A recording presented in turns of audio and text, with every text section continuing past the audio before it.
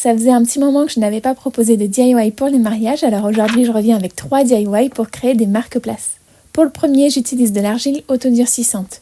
Une fois que la pâte est étalée de manière homogène, je dépose mon petit rectangle gabarit dessus et je découpe tout simplement la pâte. Je lisse les bords avec mon doigt et un peu d'eau et puis avec mes tampons lettres de chez Sauce Grain, je viens inscrire le prénom de la personne.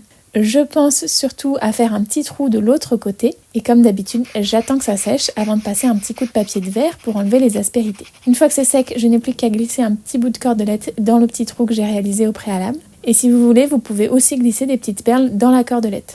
Pour le deuxième DIY, j'ai utilisé ma Cricut.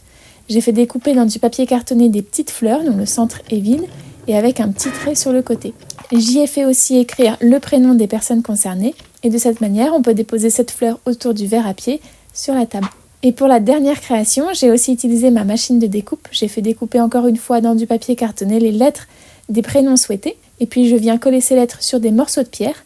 Ici, il s'agit de béton, mais ça serait encore plus joli avec du travertin ou encore avec un joli carreau de carrelage. Voilà le résultat des 3 créations. Je vous laisse évidemment me dire celle que vous préférez en commentaire.